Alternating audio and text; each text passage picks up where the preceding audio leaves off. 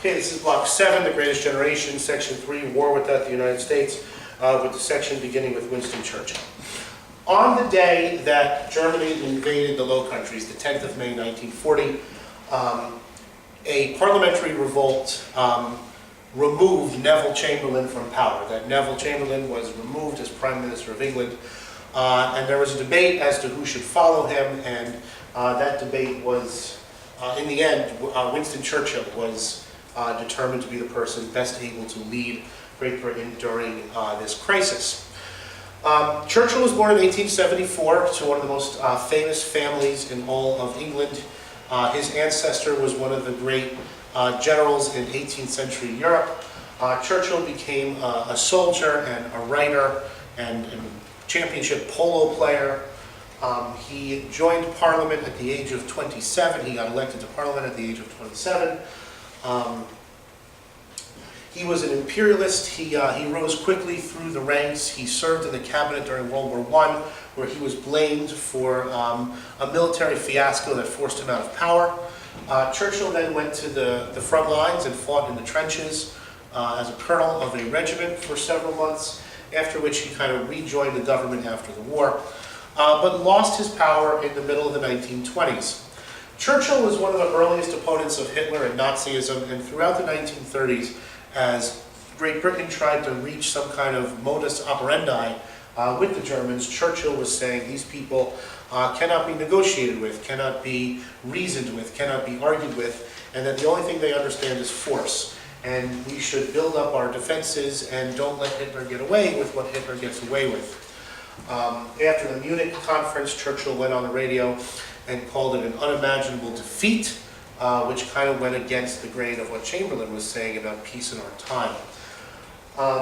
So Churchill became Prime Minister. And then a few weeks later, the miracle of Dunkirk happened, and the army got back to England without most of its equipment. Hitler conquered France and then turned his attention to Great Britain. Now, if we look at the map,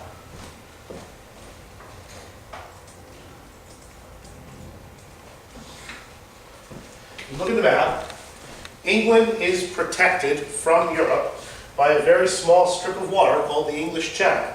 At its narrowest here by the city of Dover, you can see England from France. It's about 15 miles. It is not a long way away. But that little strip of water meant that Hitler would have to take his army, put it on boats, and cross that little strip of water. And in order to do so, Hitler had to have command of the air over the English Channel. The Brits could not bring their navy into the narrow waters of the Channel. The battleships can't fight there. It's too reined in. So this became a trial of wills over whose air force could control the skies over southern England and over the English Channel. And Hitler was confident that in a few weeks he would destroy the British fighter command. Hitler was confident that he could knock out the Royal Air Force, and if they could knock out the Royal Air Force, they would send their troops across the Channel. These troops that had just conquered France, the Brits had lost all of their equipment at Dunkirk. If the British lost the battle for the air, then they would likely be invaded for the first time since the year 1066. And the Battle of Britain commenced, with German fighters trying to destroy the Royal Air Force over southern England. And these battles in the sky became commonplace over the English countryside. The new invention of radar warned the Brits when the Germans were coming and when they were coming, and then fighter planes would be scrambled, and you'd have these dogfights in the air over England that everyone could just stop and kind of watch. And these went on for days and then weeks, that every day the Germans would send over their fighters and bombers to destroy British fighters and to destroy their airfields and their communication. And every day these small group of British airmen rose up in their planes to try to fight them off. The British were outnumbered pretty seriously, but they actually had an advantage in technology.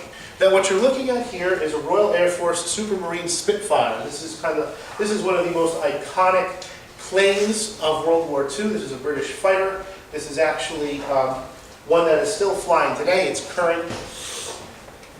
It had an incredibly tight turning radius. It could climb at a better rate than the German counterpart, and it was more heavily armed. That it's not armed with machine guns. It's armed with cannon. You can see the cannon mounted in the wings of this Spitfire.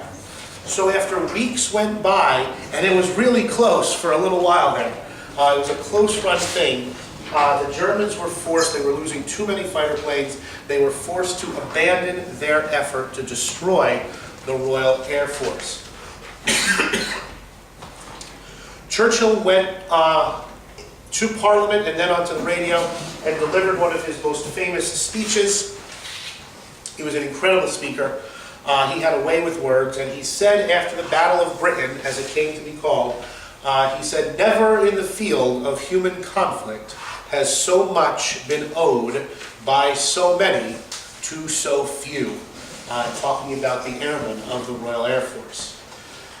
Germany did not stop its attack on Britain. It only changed it. And what it started to do in retaliation, Hitler was angry. Hitler was angry that he did not go and destroy the Royal Air Force and invade Britain.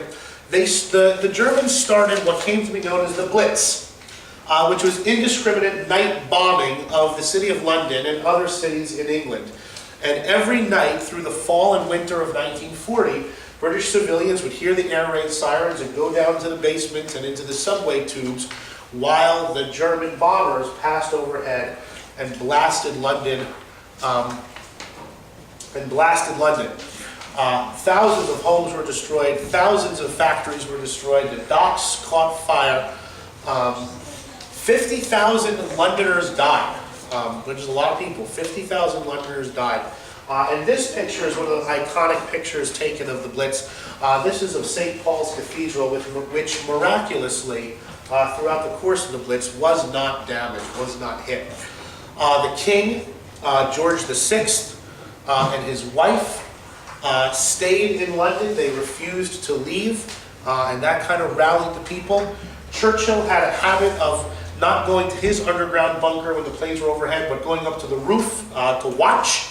And the actions of the King and the Queen and their young daughter, Elizabeth, current Queen, they all stayed. They stayed in London and suffered through the Blitz with the rest of their people. And the people of London, kind of like New Yorkers after 9/11, kind of came together and, kind of grinned through it and fought through it and joked their way through it. And Hitler's goal was to kind of break the British will and make them come to the negotiating table. But with Churchill's leadership and the example of the King and the Queen, the Brits refused to parley. They refused to talk, and they knew, or they hoped at least, that in the future they would be able to hold out and eventually defeat Hitler and the Nazis. That was Churchill's goal anyway.